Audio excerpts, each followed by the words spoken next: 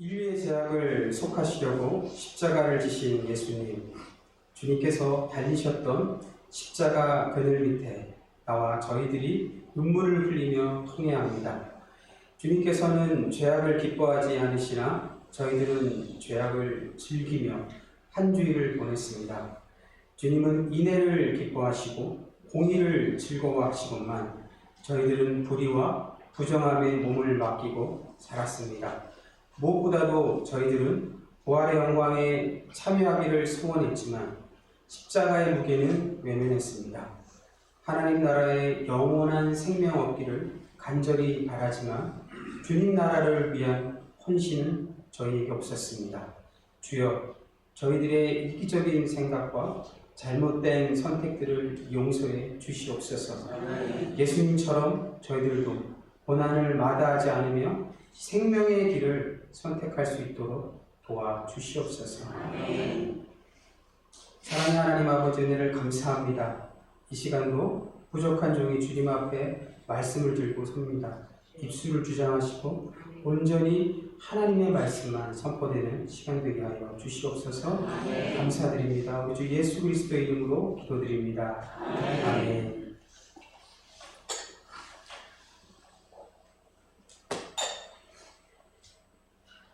할렐루야.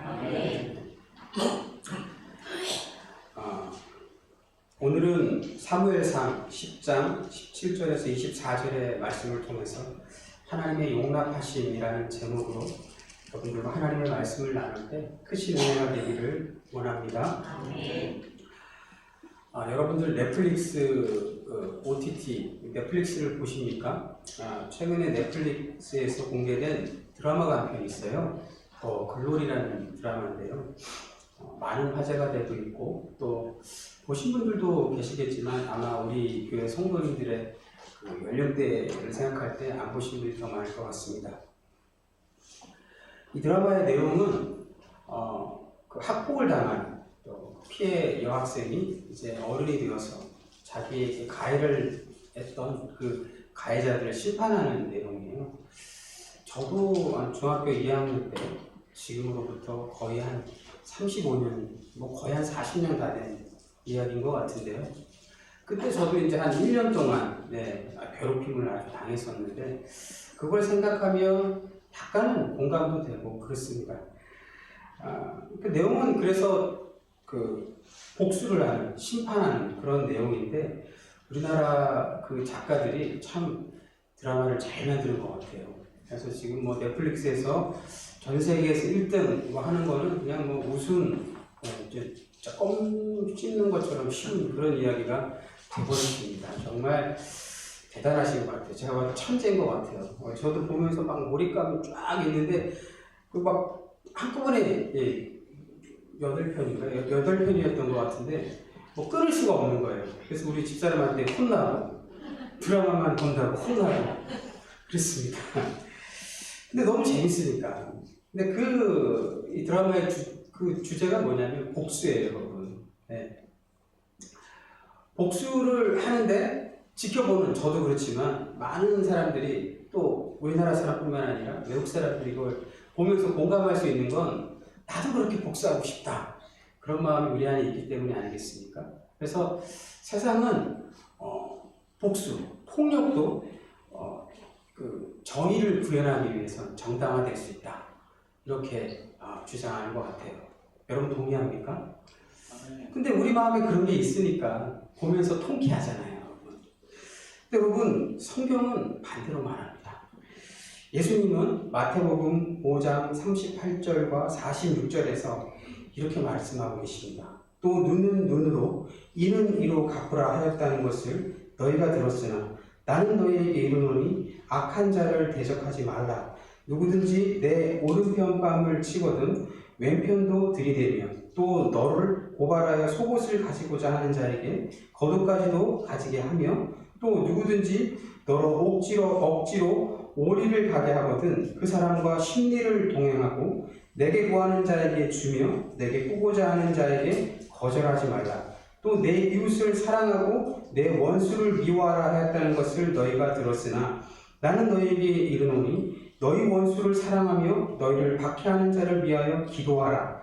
이같이 한즉 하늘에 계신 너희 아버지의 아들이 되리니 이는 하나님이 그 해를 악인과 선인에게 비추시며 비를 의로운 자와 불의한 자에게 내려주심이라. 너희가 너희를 사랑하는 자를 사랑하면 무슨 상이 있으리요? 세리도 이같이 아니하느냐? 이렇게 말하고 계십니다. 그럼 주님은요, 우리에게 복수하지 말고 용서하라고 말씀하십니다. 그렇기 때문에 신자의 삶이 힘든 겁니다. 복수를 통해서 우리는 잠시나마 통쾌함을 누릴 수 있을 거예요. 그러나 여러분, 그것이 진정한 문제 해결이 아니라는 것은 금방 우리가 깨닫게 됩니다. 네. 사랑하는 성도 여러분, 주님의 말씀을 실천할 수 있는 용기를 달라고 기도할 수 있는 성도님들이 되기를 주님의 이름으로 축원드립니다. 네. 용서에는요, 여러분 두 가지의 개념이 있을 것 같습니다. 용서와 용납이라는 거예요. 용서는 여러분 하나님의 적극적인 그 개입으로서의 은혜라고 말할 수 있을 것 같습니다. 반대로 용납은 용서보다는 좀 적극적인 반대말은 소극적이지 않습니까? 근데 좀 그래요. 그래서 좀 더 여유 있는, 또 우리를 이해하시는 하나님의 은혜라고 말씀할 수 있을 것 같아요. 창세기 3장에서 하나님은 인간의 역사에 적극적으로 개입하십니다. 그래서 용서라는 큰 은혜를 베풀어 주십니다. 창세기 3장이 무슨 내용이죠? 아담이 하나님 앞에 범죄하는, 불순종하는 그런 내용이죠. 아담은 뱀의 유혹을 이기지 못합니다. 그래서 범죄하게 됩니다. 그래서 아담은 원래 하나님께서 영생의 자리에 있게 하셨는데 그 범죄의 결과로 그가 사망의 자리로 옮겨지게 됩니다. 하지만 하나님은 그를 심판하지 않으셨어요. 여러분, 용서하셨습니다. 하나님이 왜 아담을 용서하셨습니까? 그건 하나님께서 인간을 만드신 목적은 하나님에게 인간은 사랑의 대상이기 때문에 그래요. 네. 하나님은 우리를 사랑의 대상으로 창조하셨습니다. 그게 다른 피조물과 구별되는 구별점이에요. 사랑하시기 때문에 심판하지 않으시고 용서하셨습니다. 그래서 성경이 말하는 용서는 여러분 하나님의 절대적 주권이에요. 하나님의 권한이고 그분의 일방적인 선택입니다. 만약에 그분께서 그냥 소멸시키셨으면, 여러분 우리가 창세기에 가면 노아의 홍수의 이야기도 있고 또 소돔과 고모라의 이야기도 있지 않습니까? 하나님이 심판하시면 그건 끝입니다. 오버예요. 그러니까 그런데 하나님께서는 그렇게 하지 않으셨어요.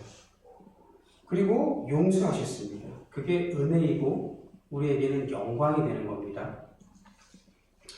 용서의 또 다른 개념이 있는데요. 그건 바로 용납하심입니다.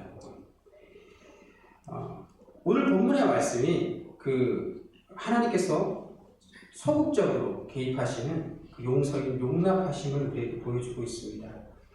이스라엘의 역사는요, 하나님께 반역하는 역사라고 해도 틀리지 않습니다. 늘 하나님께 반항하는 이야기들로 가득 차죠. 오늘 본문의 말씀은 이스라엘이 요구했던 왕을 세우는 일에 하나님께서 허락하시고 또 실천하시는 그런 내용인데요. 본문 18절과 19절의 말씀은요, 마치 이스라엘 백성을 혼내시는 것 같지만 혼내는 게 아니고 그들에게 그들의 잘못이 무엇인지 말씀하고 계시는 겁니다. 하나님은 이스라엘 백성을 종의 자리에서 하나님의 백성의 자리로 신분을 옮겨주셨어요, 여러분. 하지만 그들은, 이스라엘 백성은 스스로 자신의 위치를 망각했습니다.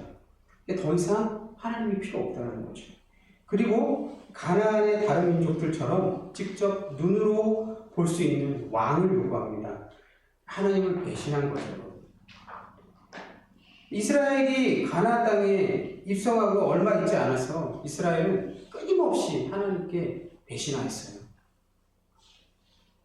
배신하고 또 그래서 하나님께서 그들을 심판하며 또 그들이 하나님께 무릎 꿇고 용서를 구하고 그럼 하나님께서 사사를 세우고 또 그 사사를 통해서 이스라엘 백성이 하나님께 온전한 기간을 보내다가 또 그 사사가 죽으면 또 사사가 은퇴하면 이스라엘 백성은 여전히 하나님 앞에 범죄하였습니다. 그게 여러분 사사의 이야기예요. 근데 여러분 이스라엘 백성에게 하나님께서는 분노하지 않으셨어요. 하나님이 분노하시면요 소돔과 고모라가 되는 겁니다. 분노하지 않으셨어요. 그저 그들의 잘못을 일깨워 주셨습니다. 그리고 그들의 요구를 들어주셨어요. 왜 하나님께서는 여러분 이스라엘 백성의 요구를 들어주셨습니까? 한 번쯤 혹시 이런 생각 해보신 적 있으세요? 성경에서 말하는 겸손은 하나님 앞에 자신의 위치를 확인하는 것이라고 제가 지난번 설교 때 말씀드렸습니다. 그런데 사람들은 그걸 너무 쉽게 잊어버립니다. 이스라엘 백성이 광야에서 유랑할 때 그들은 하나님의 보호하심과 도우심이 없었다면 살 수가 없었어요. 하나님은 그들을 인도하시기 위해서 낮에는 구름기둥, 밤에는 불기둥으로 적당한 온도를 유지시켜 주셨고 만나와 메추라기를 통해서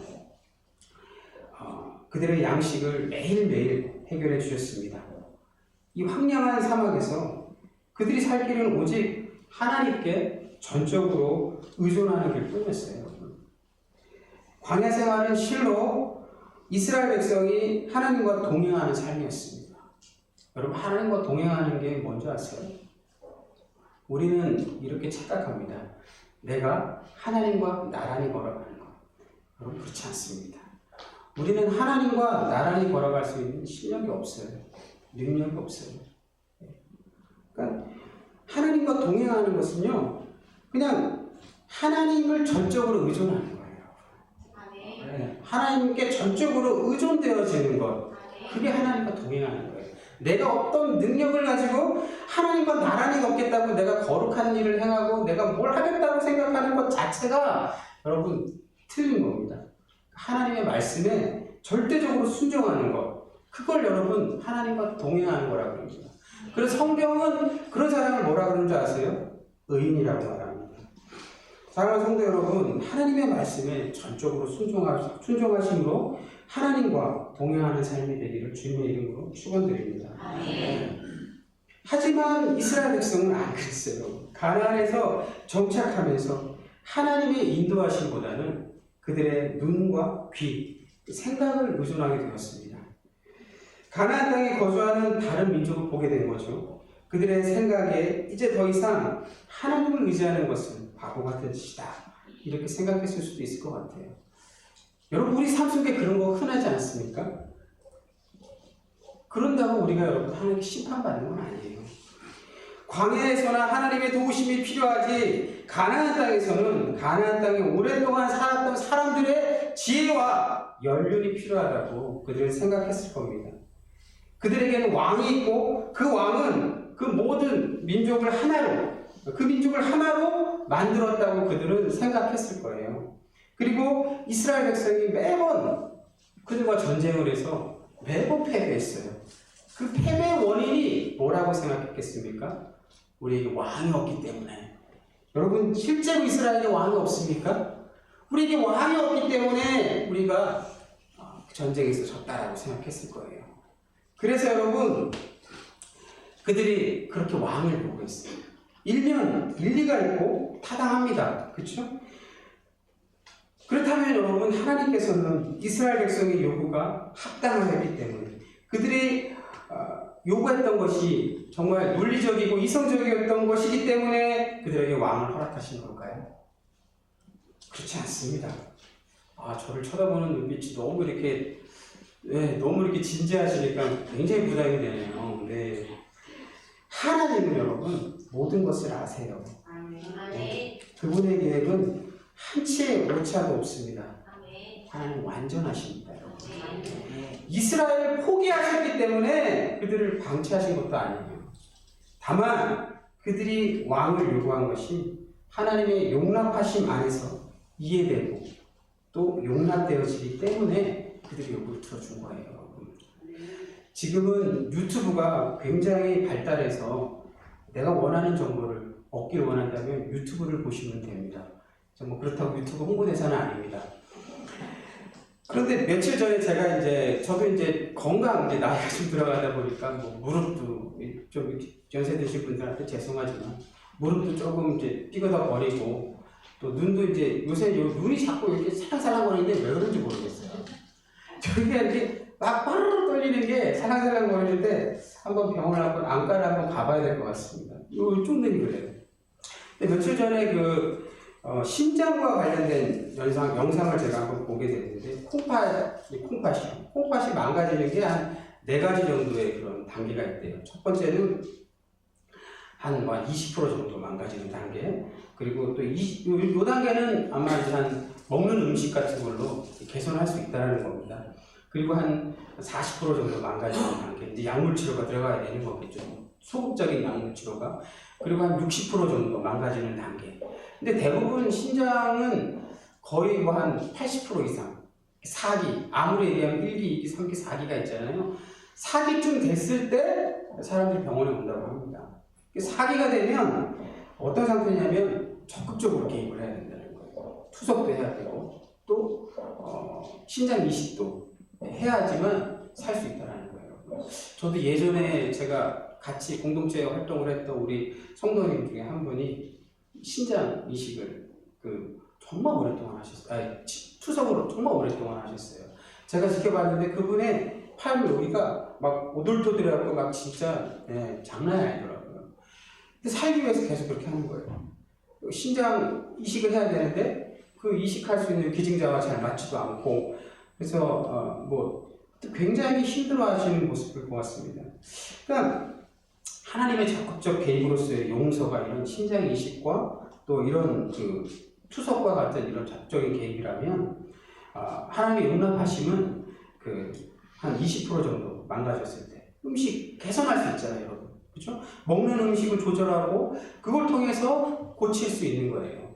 네. 그걸 제가 설명하려고 이 용납하심을 설명하려고 제가 지금 말씀을 드리는데 좀 이해가 되셨으면 좋겠습니다.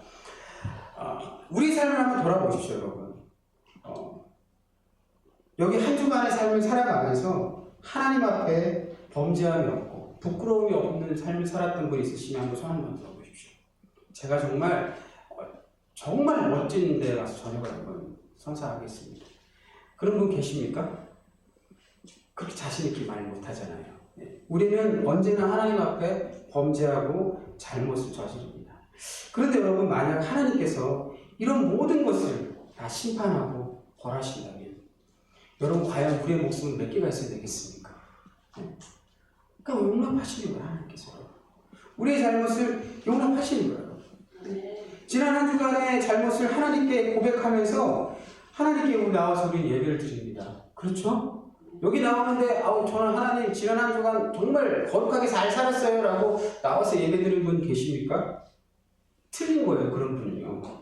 만약 어떤 사람이 한 주간의 삶을 살아가면서 큰 잘못을 저질렀어요. 근데 그 사람 스스로 생각하기에 나는 한 주간에 너무 큰 죄를 저질렀기 때문에 이번 한 주간은 내가 좀 자숙하는 시간을 갖겠습니다. 하나님 앞에 좀 나아갈 수 없으니까 내가 좀 자숙하고 조금 더 경건해진 상태에서 다음 주에 나와서 하나님 앞에 예배드리겠습니다. 이렇게 얘기하는 분이 계시다면 하나님께서 어떻게 얘기하실까요? 왜 웃으세요? 그래 본 적이 있으신가요? 네. 그러면 여러분, 이건 신학적으로 굉장히 큰 문제가 있는 거예요. 우리가 여러분 하나님 앞에서 나와서 예배 드릴 수 있는 건 우리의 거룩함 때문이 아니에요. 네. 우리가 거룩해서 하나님께서 우리의 예배를 받으시는 게 아니에요. 세상에 있는 어떤 도덕성도 윤리도 하나님 앞에 나올 근거가 되지 못합니다. 우리가 하나님 앞에 나올 수 있는 유일한 근거는요, 오직 예수 그리스도께서 우리를 위해서 대신 대속 제물이 되어 주셨기 때문에, 그 십자가의 은혜가 있기 때문에 여러분이 이 자리에 나올 수 있는 거예요. 하나님께서 우리의 죄를 그냥 방치하신 것이 아니고요, 우리의 죄를 예수 그리스도의 십자가를 통해서 덮어주신 거예요. 여러분이 죄가 없다는 게 아닙니다. 죄는 여전히 우리 안에 있어요. 그렇기 때문에 여러분이 죄를 저질러요. 그러나 하나님께서는 그 우리의 죄를 예수 그리스도 십자가로 덮어버리신 거예요. 그래서 아담이 여러분 무화과 나뭇잎으로 자신의 부끄러움을 가리고 또 그 모습을 봤던 하나님께서 그것이 무용지물이라는 걸 알기 때문에 짐승을 죽입니다. 그리고 그 가죽으로 옷을 만들어서 그에게 입혀주시는 거예요. 그래서 그의 부끄러움을 가려주시는 거예요. 여러분. 우리의 죄를 하나님께서 그렇게 예수 그리스도의 십자가를 통해서 우리의 허물을 덮어주신 거예요. 여러분. 우리가 하나님께 늘 범죄하여도 하나님 앞에 나올 수 있는 것은 바로 그런 용납하심이 있기 때문인 줄 믿습니다. 그리고 하나님의 용납하심의 시간들 속에서 무엇보다 중요한 게 이거예요, 여러분. 그냥 단순히 그냥 눈 감아주고 그게 아니고 하나님께서 이해하시고 용납해 주시는 가운데 우리에게 하나님께서 기회를 주신다는 거예요. 하나님은 끊임없이 우리에게 기회를 주셨어요. 왜냐하면 우리에게 하나님께서 말씀하시고 그래도 안 들어도 계속 끊임없이 말씀하시는 거예요. 그래서 우리가 깨닫기를 원하시는 거예요. 그렇게 해서 하나님과 관계가 회복되어지는 겁니다. 인간은 관계의 존재이고 관계를 통해서 우리는 성장하고 발전합니다. 우리는 또 하나님과 관계를 맺습니다. 하나님과 올바른 관계를 통해서 우리의 믿음도 성장하고 또 자라납니다.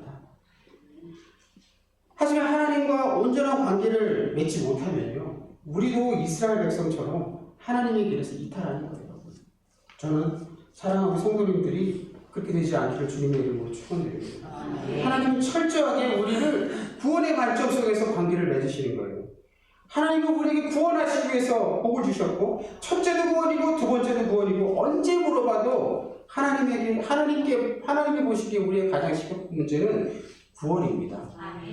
그것이 우리 쪽에서 절대로 해결할 수 없는 문제이기 때문에 그것이 은혜가 되고 그것이 우리에게 복이 되는 거예요. 에베소서 1장 3절에서 6절의 말씀에서 사도 바울은 그 복에 대해서 이렇게 설명하고 있습니다. 찬송하리로다 하나님 곧 우리 주 예수 그리스도의 아버지께서 그리스도 안에서 하늘에 속한 모든 신령한 복을 우리에게 주시되 곧 창세전에 그리스도 안에서 우리를 택하사 우리로 사랑 안에서 그 앞에 거룩하고 흠이 없게 하시려고 그 기쁘신 뜻대로 우리를 예정하사 예수 그리스도로 말미암아 자기의 아들들이 되게 하셨으니 이는 그가 사랑하는 자 안에서 우리에게 거저 주시는 바 그의 은혜의 영광을 찬송하게 하려는 것이라. 우리를 하나님의 아들들이라고 말씀합니다. 여러분들이 하나님의 아들들이, 우리가 하나님의 자녀가 됐다는 게 그냥 단순히 그냥 그런 자녀가 아니라 하나님의 아들이 된 거예요, 여러분. 우리는 하나님과 그렇게 하나님과 그렇게 관계를 맺어진 존귀한 자들입니다. 우리의 신분이 그렇다는 겁니다. 하나님께서 용서를 통해서 우리의 신분을 바꿔주신 거예요. 그런데 이스라엘 백성이 그걸 잊어먹은 거죠. 우리도 그걸 너무 많이 잊어먹습니다. 자신들이 가나안 땅에 거할 수 있는 것도 심지어는 왕을 요구할 수 있는 모든 상황이 그들이 종의 신분에 있을 때 하나님께서 그들을 하나님의 백성으로 신분을 바꿔주었기 때문에 그런 거예요. 그걸 잃어버리는 거예요. 그걸 잃어버리면 안 되는 거예요. 그걸 잃어버리지 않는 하나님의 성도님들이 되기를 주님의 이름으로 축원드립니다. 하나님 우리 상황을 너무 잘 아세요. 심지어는 우리보다 더 잘 아십니다. 우리의 잘못을 용납하시는 것이 우리의 주장이 합리적이고 정의롭고 우리 주장이 옳기 때문이 아닌 거예요. 그분의 용납하심 안에서 이해되고 또 그 수용되기 때문에 우리를 이해해 주시는 줄 믿습니다, 여러분. 그 시간들 속에 하나님과의 관계가 개선되고 또 하나님의 뜻이 어떤 것인지 깨달아 알 수 있는 기회를 하나님께서 우리에게 주신 줄 믿습니다. 언젠가 제가 주보를 준비하면서 하나의 칼럼을 본 적이 있는데요. 어떤 선교단체의 간사님의 이야기인데 이분은 선교단체를 오랫동안 섬겼습니다. 굳은 일도 마다하지 않았고 그러다 몸이 피곤해져서 이상하다는 생각에 병원에 가게 되었는데 이 청천벽력 같은 소리를 듣게 된 거예요. 간암 말기라는 소리를 듣게 된 것이죠. 도저히 여러분 그분이 받아들일 수가 없는 거예요. 그 상황이 이해가 되지 않고 또 너무 원망스러운 거예요. 울어도 보고 소리도 질러보고 그래도 자신이 처한 상황이 납득이 안 되는 겁니다. 그러면서 이제 하나님께 불평과 불만을 쏟아내기 시작합니다. 하나님, 제가 도저히 이해가 안 됩니다. 제가 무슨 잘못을 저질렀길래 제가 하나님의 일을 위해서 얼마나 많이 수고하고 헌신하고 노력했는데 그 결과가 이것일까? 네.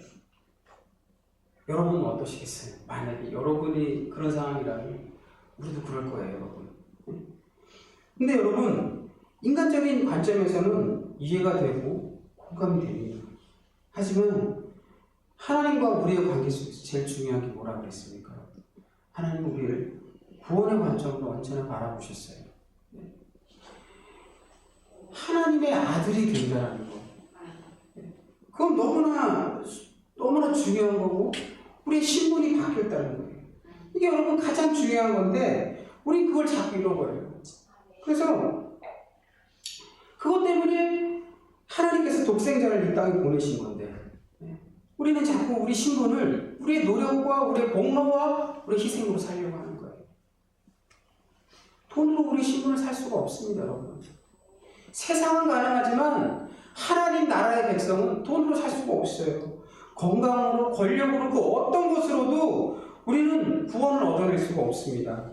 오직 하나님께서 베풀어 주신 은혜로 얻을 수 있는 거예요. 예수 그리스도의 십자가의 공로를 통해서 그 십자가의 보혈의 능력을 통해서만 얻을 수가 있는 거예요. 기도 응답이 안 된다고 하나님을 부인하시면 안 되는 거예요. 내가 원하는 대로 내 삶이 이루어지지 않는다고 해서 하나님을 부인하시면 안 되는 거예요. 하나님이 없다고 얘기하시면 안 되는 거예요. 하나님은 이미 우리를 구원하셨고 우리를 하나님의 아들로 삼아주신 거예요. 우리를 구속하신 그 하나님의 은혜가 그렇게 큰데 우리가 얻고자, 우리가 바라고자 하는 것들 때문에 하나님을 오해할 때 우리의 믿음은 정체되는 거예요. 성장하지 않는 거예요. 나아가지 않는 거예요. 온전하게 하나님과 관계를 회복하시고 우리의 삶을 용납하시는 그 하나님을 우리가 깨달아 알아. 그분께서 우리에게 주신 그 기회를 통해서 하나님과 더 깊은 관계. 그래서 내가 나의 신분이 무엇인지 깨달아 알 수 있는 보산중학교 성도님들이 되시기를 주님의 이름으로 축원드립니다. 기도드리겠습니다. 하나님 아버지 은혜를 감사합니다. 부족한 저희들, 하나님 앞에 늘 범죄하고 부끄러움으로 가득 찬 저희들이지만 하나님의 용납하심이 없었다면 우리가 과연 하나님 앞에 나올 수 있을지 모르겠습니다. 그렇게 우리를 이해해 주시고 용납하심으로 말미암아 매주 주님 앞에 나와 예배케 할 수 있는 은혜를 허락하여 주시며 감사를 드립니다. 우리의 삶 속에 그 주님이 베풀어 주신 그 희생과 사랑을 기억하는 저희들이 될 수 있도록 주님 도와주시옵소서. 감사드리며 우리 주 예수 그리스도 이름으로 기도드립니다.